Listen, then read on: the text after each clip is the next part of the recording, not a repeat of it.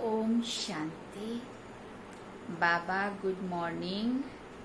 आज बाबा के 21 अक्टूबर 2020 के महावाक्य हैं। बाबा ने कहा, मीठे बच्चे, रोज रात को अपना पोता मेल निकालो, डायरी रखो तो डर रहेगा कि कहीं घाटा ना पड़ जाए। प्रश्न बाबा ने पूछा, कल पहले वाले भाग्यशाली बच्चों को बाप की कौन सी बात फौरन टच होगी? बाबा ने उत्तर में कहा, बाबा रोज रोज जो बच्चों को याद की युक्तियां बतलाते हैं ना, वो भाग्यशाली बच्चों को ही टच होती रहेंगी। वो उन्हें फौरन अमल में लाएंगे। बाबा कहते, बच्चे कुछ टाइम एकांत में बगीचे में जाकर बैठो, बाबा से मीठी मीठी बातें करो, अपना चार्ट रखो तो उन्नति होती रहेगी। ओम शांति। मिलिट्री वालों को पहले पहले सावधान किया जाता है। Attention please. बाप भी बच्चों को कहते हैं, अपने को आत्मा निश्चय कर बाप को याद करते रहते हो। बच्चों को समझाया है, ये ज्ञान बाप इस समय ही दे सकते हैं। बाप ही पढ़ाते हैं। भगवान उवाच है ना। मूल बात हो जाती है कि भगवान कौन है, कौन पढ़ाते हैं। ये बात पहले समझने और निश्चय करने की होती है, फिर अतीन्द्रिय सुख में भी रहना है। आत्मा को बहुत खुशी होनी चाहिए, हमको बेहद का बाप मिला है। बाप एक ही बार आकर के वर्षा देते हैं, बाप एक ही बार आकर के मिलते हैं वर्षा देने के लिए। फिर बाबा ने पूछा किसका वर्षा? विश्व की बादशाही का वर्षा देते हैं 5000 वर्ष पहले मौफिक।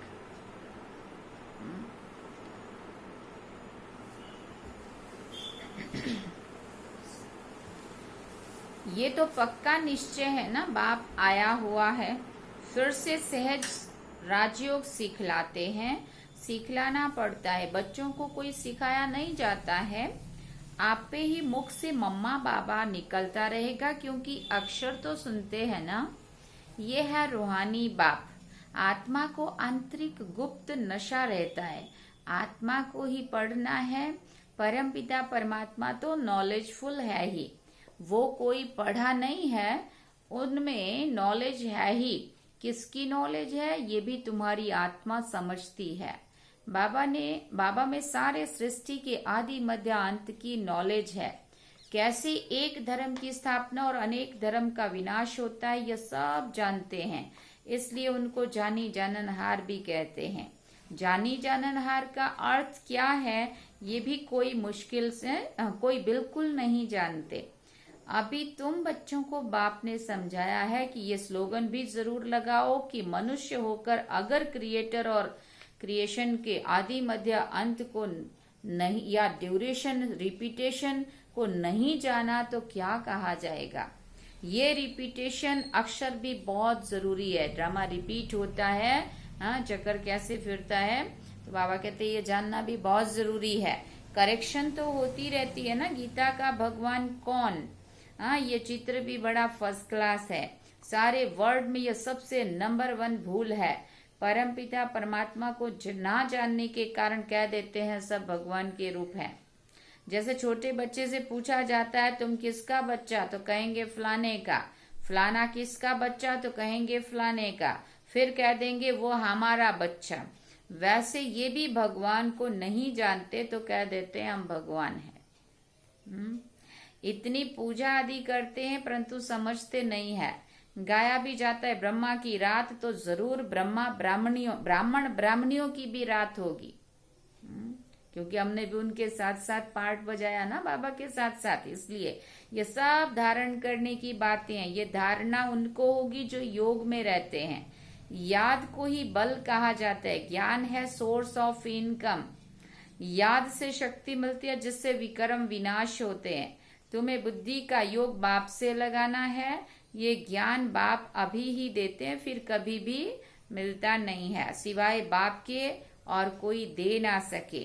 बाकी सब है भक्ति मार्ग के शास्त्र, कर्म कांड की क्रियाएं, उनको ज्ञान नहीं कहेंगे। स्पिरिचुअल नॉलेज एक बाप के पास है और वो ब्राह्मणों को ही देते हैं। सुना, हम सभी बहुत लकी हैं, भाग्यशाली हैं, भगवान की नॉलेज हमें मिलती है और कोई के पास स्पिरिचुअल नॉलेज होती नहीं है।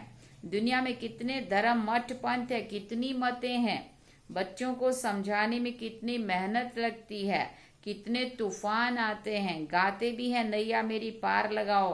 बाबा ने कहा सबकी नैया तो पार नहीं जा सकती है।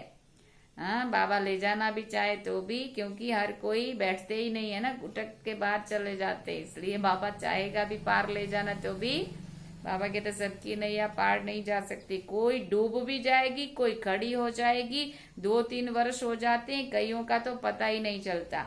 कोई तो पुर्जा हो जाते, टुकड़ा टुकड़ा हो जाते, बिखर जाते हैं, कोई वहां ही खड़े हो जाते हैं। इसमें बहुत मेहनत है। आर्टिफिशियल योग भी कितने निकले हैं, कितने योग आश्रम है, रूहानी योग आश्रम और कोई हो ना सके। सुना, बाप ही आकर आत्माओं को रूहानी योग ज्ञान सिखलाते हैं। बाबा कहते हैं ये तो बहुत सहज योग है, इन जैसा सहज और कुछ भी नहीं है। आत्मा ही शरीर में आकर पार्ट बजाती है। 84 जन्म मैक्सिमम है, बाकी तो कम से कम होते जाएंगे। ये बातें भी तुम बच्चों की बुद्धि में है बुद्धि में धारणा बड़ी मुश्किल से होती है। पहली बात बाप समझाते, कहाँ भी जाते हो तो पहले पहले बाप का परिचय दो। बाप का परिचय कैसे देवे, इसके लिए युक्ति रची जाती है। वो जब निश्चय हो तब समझे बाप तो सत्य है। जरूर बाप सत्य बातें ही बताते होंगे, इनमें संशय नहीं लाना चाहिए। याद में ही मेहनत है, इसमें माया अपोजिशन करती है, घड़ी घड़ी याद बुला देती है। इसलिए बाबा कहते हैं चार्ट लिखो, तो बाबा भी देखे कि कौन कितना याद करते हैं। 1/4% भी याद चार्ट नहीं रखते हैं। कोई कहते हैं हम तो सारा दिन याद में ही रहता हूँ। बाबा कहते हैं ये तो बड़ी मुश्किल है। सारा दिन रात तो बांधेलियां जो मार खाती रहती हैं वो याद में रहती होंगी। शिव बाबा कभी इन मित्र संबंधियों से हम छूटेंगे, वो तड़पती हैं बांधेलियां, इसलिए बाबा कहते वो याद में रहती होंगी। आत्मा पुकारती है बाबा हम बंधन से कब छूटेंगे, कैसे छूटेंगे। अगर कोई बहुत याद में रहते तो बाबा को चार्ट भेजें। डायरेक्शन मिलते हैं, रोज रात को अपना पोता मेल निकालो, डायरी रखो। डायरी रखने से डर रहेगा, बाबा कहते हमारा घाटा ना निकल आए। बाबा देखेंगे कि क्या देखेंगे तो क्या कहेंगे, इतने मोस्ट विलव्ड बाबा को इतना समय ही याद करते हो। लौकिक बाप को, स्त्री को तो तुम याद करते हो, मुझे इतना थोड़ा भी याद नहीं करते हो। तो बाबा ने कहा चार्ट रखा, इतने मोस्ट विलव्ड बाप को इतना थोड़ा समय ही याद करते हो। लौकिक बाप को बाबा ने कहा फिर लौकिक बाप को और स्त्री को तो तुम याद करते हो। तो बाबा ने कहा मुझे इतना थोड़ा भी याद नहीं करते हो। चार्ट लिखो तो आप पे ही लज्जा आएगी, इस हालत में मैं क्या पद पा सकूंगा। इसलिए बाबा चार्ट पर जोर दे रहे हैं। बाप को और 84 के चक्र को याद करना है तो फिर चक्रवर्ती राजा बन जाएंगे। आप समान बनाएंगे तो प्रजा पर राज्य पाएंगे। ये है ही राजयोग, नर से नारायण बनने का एम ऑब्जेक्ट ही ये है। जैसे आत्मा को देखा नहीं जाता समझा जाता है, इसमें आत्मा है ये भी समझा जाता है। इन लक्ष्मी नारायण की जरूर राजधानी होगी। इन्होंने सबसे जास्ती मेहनत की है तब स्कॉलरशिप पाई है। जरूर इन्हों की बहुत प्रजा होगी, ऊंच ते ऊंच पद पाया है तो जरूर बहुत योग लगाया है तब पास विद ऑनर हुए हैं। जरूर इन्हों की बाबा ने कहा तब पास विद ऑनर हुए हैं। ये भी कारण निकालना चाहिए, ध्यान देना चाहिए। हमारा योग क्यों नहीं लगता है, धंधे आदि के झंझट में बहुत बुद्धि चली जाती है, उनसे टाइम निकालकर इस तरफ ध्यान देना चाहिए। बाबा कहते कुछ टाइम निकाल बगीचे में एकांत में भी बैठना चाहिए। फीमेल तो जा ना सके, उनको तो घर संभालना है, पुरुषों को तो सहज है। कल पहले वाले जो भाग्यशाली होंगे उनको टच होगा। पढ़ाई तो बहुत अच्छी है, बाकी हर एक की बुद्धि अपनी अपनी होती है। कैसे भी करके बाप से वर्षा लेना है। बाप डायरेक्शन सब देते हैं, करना तो बच्चों को ही है ना। बाबा डायरेक्शन देंगे जनरल, एक पर्सनल भी आकर कोई पूछे तो राय दे सकते हैं। तीर्थों पर बड़े बड़े पहाड़ों पर जाते तो पंडे लोग सावधान करते रहते हैं ना, बड़ी मुश्किलात से जाते हैं। तुम बच्चों को तो बाप बहुत सहज युक्ति बताते हैं। बाप को याद करना है, शरीर का भान खत्म करना है, भूल जाना है। बाप कहते मुझे याद करो, बाप आकर नॉलेज देकर चले जाते हैं। आत्मा जैसा तीखा रॉकेट और कोई भी हो नहीं सकता। वो लोग मून आदि की तरफ जाने में कितना टाइम वेस्ट करते हैं। बाबा ने कहा ये भी क्या है, ड्रामा में नूंद है। ये साइंस का हुनर भी विनाश में मदद करता है। वो है साइंस और तुम्हारी है साइलेंस। अपने को आत्मा समझ बाप को याद करना, ये है डेड साइलेंस। मैं आत्मा शरीर से अलग हूँ, ये शरीर पुरानी जूती है। सर्प कछुए के मिसाल भी तुम्हारे लिए हैं। तुम ही कीड़े जैसे मनुष्यों को भूं भूं करके मनुष्य से देवता बनाती हो। विषय सागर से क्षीर सागर में ले जाना तुम्हारा काम है। सन्यासियों को ये यज्ञ तप आदि कुछ भी करना नहीं है। भक्ति और ज्ञान है ही गृहस्थियों के लिए, उन्हों को तो सतयुग में आना ही नहीं है। वो क्या जाने इन बातों को। ये भी ड्रामा में नोंद है इस निवृत्ति मार्ग वालों की। जिन्होंने पूरे 84 जन्म लिए हैं वही ड्रामा अनुसार आते रहेंगे, इसमें भी नंबरवार निकलते रहेंगे। माया बड़ी प्रबल है। फिर बाबा ने कहा आंखें बड़ी क्रिमिनल है। ज्ञान का तीसरा नेत्र मिलने से आंखें सिविल बनती हैं, फिर आधा कल्प कभी क्रिमिनल नहीं बनेंगी। ये है बड़ी धोखेबाज। तुम जितना बाप को याद करेंगे उतना कर्मेंद्रियां शीतल होंगी। फिर 21 जन्म कर्मेंद्रियों को चंचलता में आना ही नहीं है। वहां कर्मेंद्रियों में चंचलता होती नहीं है। वहां कहाँ सत्युग की बात कर रहे हैं बाबा। सब कर्मेंद्रियां शांत सतोगुनी रहती हैं। देह अभिमान के बाद ही सब शैतानी आती हैं। बाप तुमको देही अभिमानी बनाते हैं। आधा कल्प के लिए तुमको वर्षा मिल जाता है।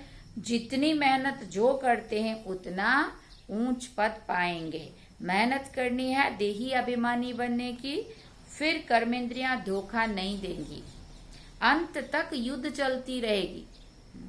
जब कर्मातीत अवस्था को पाएंगे तब फिर लड़ाई भी शुरू हो जाएगी। दिन प्रतिदिन आवाज होता जाएगा। मौत से डरेंगे लोग, मौत से डरेंगे। बाप कहते हैं ज्ञान सबके लिए है। ये ज्ञान सबके लिए है, सिर्फ बाप का परिचय देना है। हम आत्माएं सब भाई भाई हैं, सब एक बाप को याद करते हैं। गॉड फादर कहते हैं ना, करके कोई नेचर को मानने वाले होते हैं, परंतु गॉड तो है ना। सब उनको याद करते मुक्ति, जीवन मुक्ति के लिए। मोक्ष तो है नहीं। वर्ल्ड की हिस्ट्री ज्योग्राफी को रिपीट करना है। बुद्धि भी कहती है जब सतयुग था तो एक ही भारत था। मनुष्य तो कुछ भी नहीं जानते हैं। इन लक्ष्मी नारायण का राज्य था ना, लाखों वर्ष की तो बात हो ना सके। लाखों वर्ष होते तो कितनी ढेर संख्या हो जाती। बाप कहते हैं अब कलयुग पूरा हो, सतयुग की स्थापना हो रही है। वो समझते हैं कलयुग तो अर्जुन बच्चा है, इतने 1000 वर्ष की आयु है। तुम बच्चे जानते हो ये तो कल्प ही कितना है, 5000 वर्ष का है। उन्होंने फिर एक युग की लाखों वर्ष आयु कह दी। बाबा कहते तुम्हारा तो पूरा सतयुग, त्रेता, द्वापर, कलयुग, टोटल सारे युगों की आयु 5000 वर्ष है। बाबा कहते भारत में ही स्थापना हो रही है। भारत ही अब स्वर्ग बन रहा है। अभी हम श्रीमत पर ये राज्य स्थापन कर रहे हैं। अब बाप कहते हैं मामेकम याद करो, पहला पहला शब्द ही ये दो। जब तक बाप पर निश्चय नहीं होगा तब तक प्रश्न पूछते रहेंगे। फिर कोई बात का उत्तर नहीं मिलेगा तो समझेंगे ये कुछ नहीं जानते हैं और कहते हैं भगवान हमको पढ़ाते हैं। इसलिए पहले पहले तो एक ही बात पर ठहर जाओ। पहले बाप का निश्चय करे कि बरोबर सभी आत्माओं का बाप एक ही है, वो है रचता, तो जरूर संगम पर ही आएंगे ना। बाप कहते हैं मैं युगे युगे नहीं, कल्प के संगम युग पर आता हूं।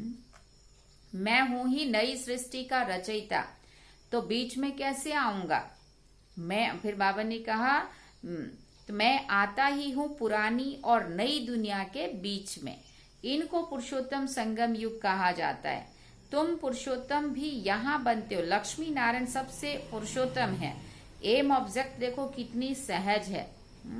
सबको बोलो ये स्थापना हो रही है। बाबा ने कहा है पुरुषोत्तम अक्षर जरूर डालो, क्योंकि यहाँ तुम कनिष्ठ से उत्तम बनते हो। फिर बाबा ने कहा ऐसी ऐसी मुख्य बातें भूलनी नहीं चाहिए और संवत की डेट भी जरूर लिखनी चाहिए। यहाँ तुम्हारी पहले राजाई शुरू होती है, औरों की राजाई पहले से नहीं होती है। वो तो धर्म स्थापक आए तब उनके पीछे उनके धर्म की वृद्धि हो, करोड़ों बने तब राजाई चले। तुम्हारी तो शुरू से सतयुग में राजाई शुरू होगी। ये भी किसी की बुद्धि में नहीं आता कि सतयुग में इतनी राजाई कहाँ से आई। जरूर पहले तैयारी हुई होगी ना, जो अभी संगम पे बाबा करा रहे। कलयुग अंत में इतने ढेर धर्म है, फिर सतयुग में एक धर्म एक राज्य कैसे हो गया।